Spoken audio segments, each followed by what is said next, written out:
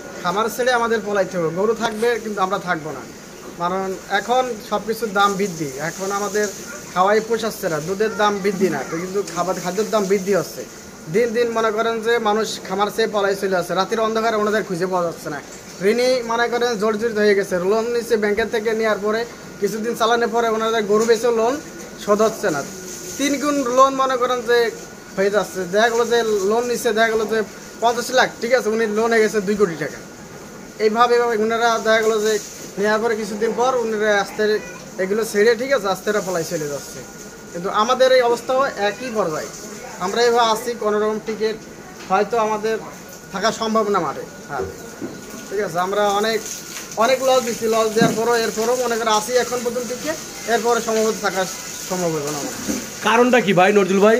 কারণ মনে করেন যে আমরা আগে খাদ্যর অ্যাক্টিভ খাদ্য নিয়ে আসতাম, ঠিক আছে, 40-45 হাজার টাকা উনি 1 সপ্তাহ খাওয়াতাম, কিন্তু এখন আপনার অ্যাক্টিভ খাদ্য নিয়ে আসছি 4 দিন যায়, যাওয়ার পরে কিন্তু এই খাদ্যর টাকা আরও বেশি বৃদ্ধি পায়, কিন্তু দুধের দামটা তো বাড়ে নাই, দুধের দাম যা ওইটা রয়ে গেছে, কিন্তু এই কারণে খাদ্যের দাম বাড়ার কারণে আমাদের লস হচ্ছে। এখান থেকে পরিত্রাণ কি, উপায়টা কি, বের হওয়ার উপায়টা কি? বের হওয়ার উপায় আমাদের খাদ্যের দাম যদি একটু সীমিত কমে যেত, ঠিক আছে, দুধের হাটগুলো বাড়তো, এই কারণে দেখা গেলো যে আমরা টিকে থাকা সম্ভব ছিল মাঠে। আমাদেরকে একটু বলবেন যে খাবারের দাম আপনি বারবার বলতেছেন বাড়তি, তো কি ধরনের বাড়তি হয়েছে একটু যদি বলেন আমাদেরকে। আগে মনে করেন আমরা খাদ্য নিয়ে আসতাম, একটা বস্তা বলতে দেখা গেলো যে 2025 টাকা, এই খাদ্য মনে করেন 2600-2700 টাকা বাড়াইছে, ঠিক আছে, একটা বস্তা 400-500 টাকা বাড়ছে, আর দুধের দাম তো আপনার বাড়ে নাই 400-500 টাকা। নজরুল ভাই, আমরা দেখছি গরুটা মানে হলো শিশু করছে, কিন্তু সেটা আপনার গায়ে যাচ্ছে, সারা শরীরে ভরতেছে, এ নিয়েও আপনি মানে দেখলাম যে একটুখানি এলো দূরত্ব সৃষ্টি হন নাই, কারণটা কি? দূরত্ব সৃষ্টি নেই, এইগুলো নিয়ে আমাদের চলে, পর চলা, এইগুলো আমাদের সব কিছু, আমরা এই নিয়ে আমরা পরিচালনা করি, সব কিছু চলি, ঠিক আছে, এই কারণে ওনারা আমাদের একটা ফ্যামিলির মতন, আমরা এইভাবে চলি এদের সাথে, ঠিক আছে, ওনাদের মহব্বত আমাদের মানে ওনাদের দিয়ে আমরা সব কিছু। সেই একটা সন্তান মনে করেন যেরকম পালি বা গায়ে মুখ পিসাব করে গায়ে হাগে দেয়, ঠিক আছে, ওরা একই সিস্টেমের, ওটা তো আমার সন্তানের মতন, এইভাবে লালন পালন করে, এইভাবে লালন পালন করি। তারপরে মনে করেন যে আমাদের লস, ঠিক আছে, এরপরে আমাদের লস, কিন্তু আমরা চেষ্টা চালাচ্ছি ফিল্ডে টিকার জন্য, কিন্তু যদি না টিকতে পারি হয়তো আমাদের এইভাবে পলাই যেতে পারে। আশেপাশে খামারিরা দেখতেছে ওনারা পলাই অলরেডি 2-3 খামারি এই জায়গাতে পলাই চলে গেছে, ঠিক আছে, আমাদের ওরকম একই সিস্টেম। কারণ আমাদের আগের একটিভি মনে করেন যে 50-60 হাজার টাকা নাই, ঠিক আছে, হিসেবে নেই ওই টাকাটা, কিন্তু আমরা আগে ওষুধ লাগতো কম টাকার, এখন ওষুধ লাগে বেশি, খাদ্য লাগতো কম টাকার, এখন খাদ্য লাগে বেশি টাকা, কিন্তু দুধের মানটা বেশি, দাম বাড়ে নাই। এটা বাড়াতে তো পারেন না আপনারা, আপনারা খামারিরা যদি দুধের দাম বাড়ান তাহলে তো সমস্যা নেই। এখন তো মনে করেন যে আমরা বাড়াইতে চাই, কিন্তু বাড়াইলে পারে তো বাসা বাড়ি দেখা গেলো আমরা একটা কিনে দিচ্ছি আগে বেচতে 80 টাকা 60 টাকা, এখন মনে করেন যে একবারে তো 100 টাকা বাড়ানো যাবে না। আপনার সরকারের লোক দেখা গেলো যে আপনার একটা জিনিস 5 টাকা বাড়াইলে প্রতিবাদ করবো না কেউ, কিন্তু আমরা একটা জিনিস বাড়ালে পারে ওটা প্রতিবাদ হবে। তারা বাড়াইলে প্রতিবাদ করতে পারেন না, আবার আপনারা নিজেরা বাড়াইতে গেলে সেটার দামের সাথে যদি সমন্বয় রেখে বাড়তি করতে চান, সেটা নিয়ে আপনাদের ব্যাপার প্রতিবাদ, কারণটা কি? কারণ ওনাদেরটা ওইটা তো আপনার তো খাতা কলমে লেখা, এটা আপনার স্লিপ করে দেয়, বসির দোকানে আপনার স্লিপ করে দিয়েছে, এটাই রেট, খাওয়ালে খাওয়াবো না খালে বাদ, ঠিক আছে।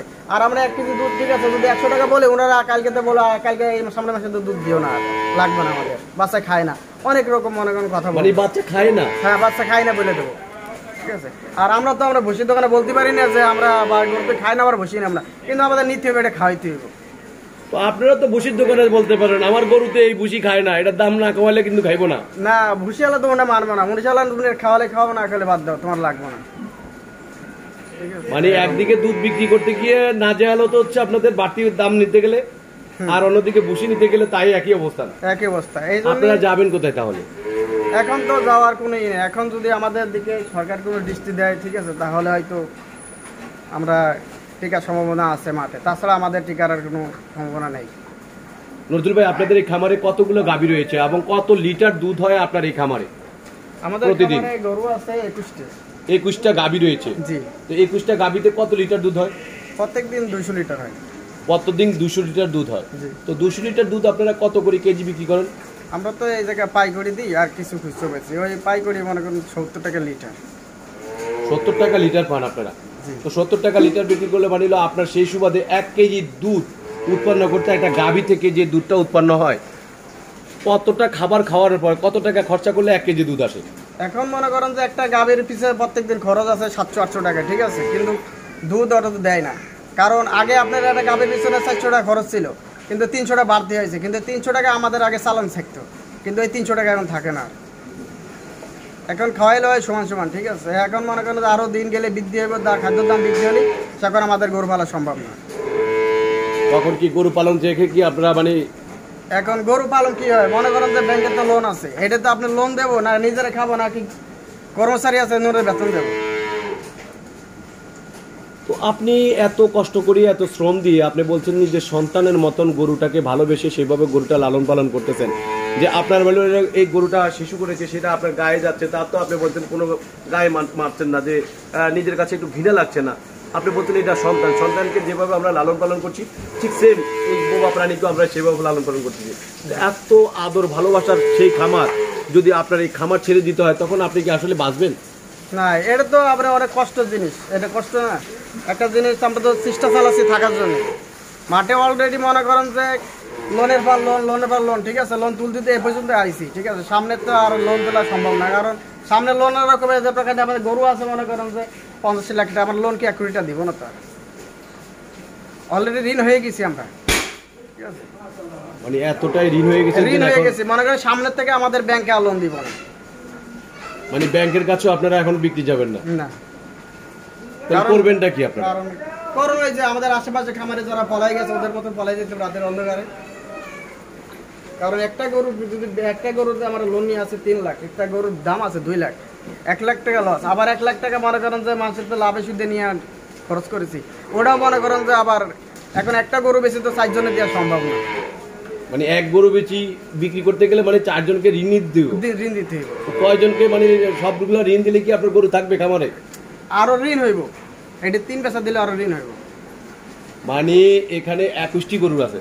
জি, 21টি এত বড় ভালো দামি জাতের হলো উন্নত গাভী রয়েছে, সেই গাভীগুলো 21টা বিক্রি করে দিল, আপনার 3 বিক্রি করলো আপনার মানে হলো ঋণ শোধ হবে না? না ঋণ শোধ হবে না। কিন্তু অনেক খামারে বলে যে লাভ হয়, লাভ, ঠিক আছে, কিন্তু এটা ভুল ধারণা, এটা লাভ হয় না। খামারে এখন কোনো খামারে লাভ নেই, সব খামারে লস, সব খামারে লস। কিন্তু ওই যে আপনারা ওই যে বলে যে লাভ বলতে কোনো জিনিস নেই এখন, কারণ খাদ্যের দাম যখনই বাড়ছে সেমন তো লস। আগে তো লাভ করছে, আগে লাভ আসছিল, আগে খাদ্যের দাম কম আসছিল, আগে লাভ আসছিল, এখন খাদ্যের দাম বেশি, এখন লাভ নেই, এখন অনেক লস। কারণ বেতন, কর্মচারী বেতন, জায়গা ভাড়া, কারেন্ট বিল টিল দিয়ে, ঠিক আছে, থাকে না। তাহলে পরিত্রাণটা কি ভাই? পরিধান এই যে আপনার যদি খাদ্য দাম এই সেই দুধ না, এই যে মানে অরিজিনাল খাঁটি দুধ। অনেক সময় অনেকে প্যাকেটের দুধ মানে হলো পছন্দ করে, কিন্তু এই গাভীর দুধটা পছন্দ করে না। ভাই আমাদের বললেন তো এই দুধটার ভিতরে কোনো খাঁটি নাকি প্যাকেটের দুধটা খাঁটি? এই খাঁটি দুধ, এটা খাঁটি দুধ। জি। আপনি তো নিজে এখন পানায় নিয়ে আসলেন, আপনার কাছে কেমন স্বস্তি বোধ মনে হলো? যদি আপনার প্যাকেট দুধ খাওয়াতে দেয় আপনার সন্তানরা, আপনি খাবেন নাকি এটা খাবেন? সবাই তো ভালো জিনিস খাওয়ার চেষ্টা করে, খারাপ তো আর কেউ খাইতে চায় না। কারণ প্যাকেটের দুধে ঝামেলা আছে, ওদের ফ্যাট রাইকা হেভার প্যাকেট করে, আর এটি তো ফ্যাট মাট সব আপনারা নিজের সহি দেখেন কিভাবে দিতে আছি আমরা। এই দুধটা দেওয়ার পরও মানুষের দাম বাড়াতে গেলে আপনাদের উপরে মানে হলো বিরক্ত, মানে হলো এই যে নজরুল ভাইয়ের কথায়, নজরুল ভাই বলতেছে দাম বাড়াতে গেলে বাচ্চা খায় না, তাহলে খাঁটি দুধ খায় না, প্যাকেট দুধ খায়। ওরা প্যাকেট দুধ খায়, প্যাকেট দুধ ভালোবাসে, কারণ এটা দাম বেশি। হ্যাঁ, 2 নম্বরই খাইতে আছে। ওরা তো ভালো, সবাই কি ভালো জিনিস খায়? আপনি এদিকে আসেন, আপনি একটু বলেন, আমরা একটু শুনি। আসেন, সামনে আসেন। ছোট ভাই বলতেছে সমস্যা না, আসেন। নজরুল ভাই আসেন, ভাই একটু আমাদেরকে একটু বলেন তো, যে এত সুন্দর খাঁটি দুধ থাকা সত্ত্বেও সেই দুধ মানে বলতেছে যে প্যাকেট দুধ ভালো, আসলে কোনটা? এখন মনে করেন যে হয়তো বড় লোকরা ভাবে কি এই যে ওরা মানে নিজের থেকে দাম বাড়ায়, কিন্তু বড় লোকরা তো আপনার তো বাজারে তো মানুষ দিয়ে কেনা বেচা করে, কোনো ওনার জন্য বাজারে যায় না কোনো সময়, যে দেখে না যে বাজারের কি পরিস্থিতি, ঠিক আছে। আমরা যে খাদ্যটা খাওয়াই, যে আমরা যে দাম বাড়ছে ওনাদের বললে ওনারা হয়তো বিশ্বাস করে না, এই জন্য আমরা দুধের দাম বাড়ালে ওনারা বিশ্বাস করে না। আর আমরা যদি মানে ওনারা বাজার তো নিজে বাজার করতো, তাহলে এই জিনিসটা বিশ্বাস করতো যে না আসলে জিনিসের দাম বাড়ছে, ওনারা 5টা বাড়াই চাইছে, আমরা দিই। ধন্যবাদ নজরুল ভাই, ধন্যবাদ। দর্শক আপনারা শুনলেন এই নজরুল ভাইয়ের যে খামারটিতে আমরা এসে যে জিনিসটা জানতে পারলাম, যে তার আশেপাশের অনেক খামারই আছে, রাতের অন্ধকারে পালিয়ে গেছে গরু, তার এই গাভী আদরের যে যে সন্তানের মতন ভালোবেসে যে খামারটি তৈরি করেছেন, সেই গরুগুলোকে ফেলে কিন্তু তারা চলে গেছে শুধুমাত্র ঋণের ভয়ে। আসলে নজরুল ভাইদের মতন লোকরা তারা পালাতে চাচ্ছে না, তারা এখনো টিকে আছেন, অনেকটা ঋণগ্রস্ত হয়েছেন যে 3 বার বিক্রি করলেও আমাদের ঋণ শোধ হবে না। এই একটা গরুকে যদি 3 বার বিক্রি করে তাও তাদের ঋণ শোধ হবে না, তাহলে কি করে এই খামার ইন্ডাস্ট্রি বাঁচবে? দর্শক, দেশ এবং দেশের বাইরে যারা আমাদের এই ভিডিওগুলো দেখছেন, আপনারা ভিডিওটি বেশি বেশি করে শেয়ার দিবেন এবং কমেন্ট করবেন, জানাবেন যে নজরুল ভাইদের মতন যারা খামারি রয়েছেন তারা আসলে কী করবে। দর্শক, ধন্যবাদ আপনাদের।